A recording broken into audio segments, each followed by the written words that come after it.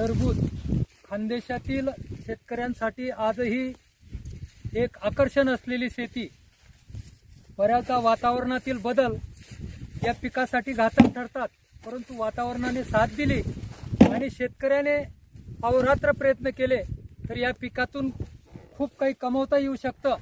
अशी काही उदाहरणं गेल्या काही वर्षात घडलेली आहेत. आज आपण सातपुड्याच्या पायथ्यावरील चोपडा तालुक्यातील गणपूर या ठिकाणी आहोत.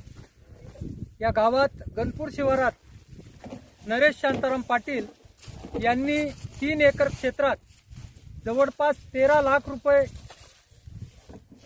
उत्पन्न या टरबूज या पिकापासून घेतलेले आहे.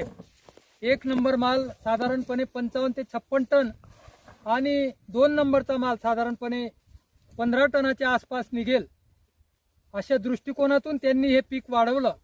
फक्त 75 दिवसात त्यांनी केलेली ही कमाई आजच्या शेती क्षेत्रात आलेल्या तरुणांसाठी एक उभारी देणारी आहे असं निश्चितपणे म्हणावी लागेल.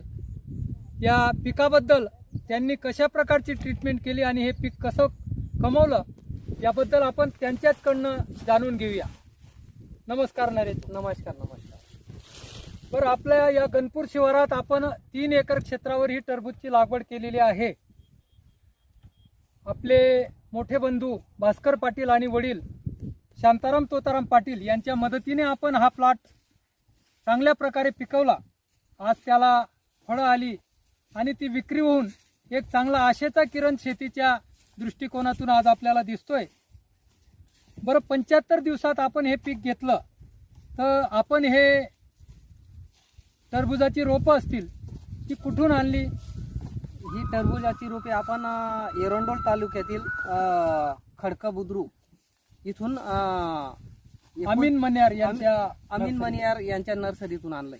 सुरभी हायटेक नर्सरी जी खडके तालुका एरंडोल येथे आहे, तेथून त्यांनी ती रोपं आणली आणि गेली 3 वर्षे ते त्याच नर्सरीमधून रोपे आणत आहेत.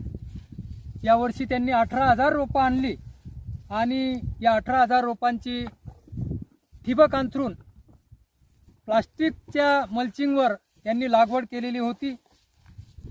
रवी हायब्रिड सीडची सुपर बन्नी ही जाती आहे. रवी हायब्रिड सीड जे वाहन बनवतं त्याचं सुपर बन्नी हे वाहन या टरबुजाचं आहे आणि त्याच्यातून त्यांनी हे उत्पन्न घेतलेलं आहे. बरं, आपण वॉटर सोल्युबल खते जी आहेत किंवा मायक्रोन्यूट्रन